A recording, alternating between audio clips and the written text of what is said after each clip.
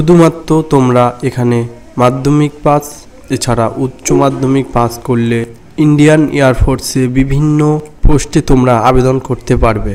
যেমন তোমরা lower division clerk, fireman রয়েছে, এছাড়া মাল্টিটাস্কিং, এছাড়া আরও রয়েছে ফিটার, কার্পেন্টার, ড্রাইভার পদে, এছাড়া তোমরা কুকের পদে আবেদন করতে পারবে।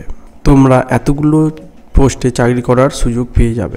যদি শুধুমাত্র তোমরা মাধ্যমিক পাস এছাড়া উচ্চ মাধ্যমিক পাস করে থাকো তাহলে এতগুলো পোস্টে তোমরা চাকরি পেয়ে যাবে।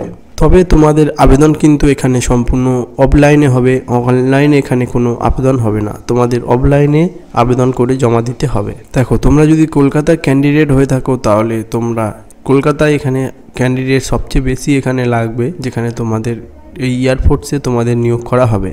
তোমাদের এই ভিডিওর মধ্যে সম্পূর্ণ প্রসেস বলে দেবো, তোমরা কিভাবে ফর্ম ফিল আপ করবে, তোমাদের এজ কত বলা হয়েছে, এডুকেশান কি, সম্পূর্ণ এই ভিডিওর মাধ্যমে তোমাদের তুলে ধরবো। তোমরা যদি এই চ্যানেলে নতুন হয়ে থাকো তাহলে চ্যানেলটিকে সাবস্ক্রাইব করে নেবে। এইরকম নিত্য নতুন জব এই চ্যানেলের মাধ্যমে আনা হয়। দেখো, তোমাদের এখানে যে ইন্ডিয়ান এয়ারফোর্সে গ্রুপ সির যে নোটিফিকেশান, সেটি তো তোমাদের এই নোটিফিকেশানটি বার হয়ে গেছে। এছাড়া তোমাদের এখানে যে ফর্ম ফিল আপের ডেট শুরু হয়ে গেছে, তোমাদের এখানে 17ই মে থেকে তোমাদের ফর্ম ফিল আপ শুরু হয়ে গেছে। এছাড়া তোমরা 15ই জুন অবধি এই ফর্ম ফিল আপ করতে পারবে। দেখো, তোমরা এই ফর্ম ফিল আপটি করে তোমরা পোস্ট অফিসের মাধ্যমে তোমরা পাঠিয়ে দেবে। এই 15 জুনের মধ্যেই তোমাদের এই ফর্ম ফিল আপ করে পাঠাতে হবে।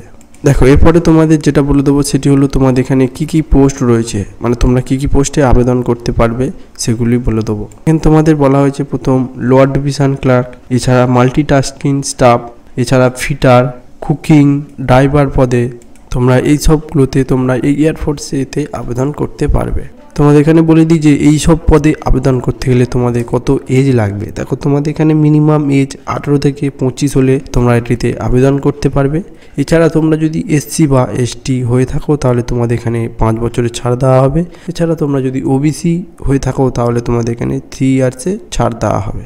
দেখো, তোমাদের এখানে এবারে বলে দিই যে এর যে ফর্ম ফিল আপ করতে গেলে তোমাদের কি কোয়ালিফিকেশান লাগবে। এখানে কোয়ালিফিকেশান কথা হয়েছে মিনিমাম তোমরা এখানে মাধ্যমিক পাস করলে এটিতে আবেদন করতে পারবে। তোমাদের মাধ্যমিক পাসেও আবেদন করতে পারবে। এছাড়া তোমরা এইচএস পাস করে থাকলে এটিতে আবেদন করতে পারবে। তোমাদের এখানে যে সিলেকশান প্রসেসের কথা বলা হয়েছে, তোমাদের এখানে সিলেকশান প্রসেস করা হবে।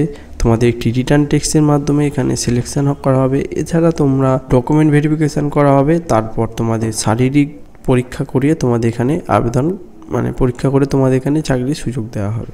এইভাবে তোমাদের এখানে সিলেকশান প্রসেস করা হবে। দেখো, তোমাদের এই এক্সাম হবে। এক্সামের যে তোমাদের কি কি বিষয় তোমাদের এক্সাম হতে পারে, তোমাদের জেনারেল নলেজের ওপর তোমাদের 25 নাম্বার ভিত্তিতে কোশ্চেন থাকবে।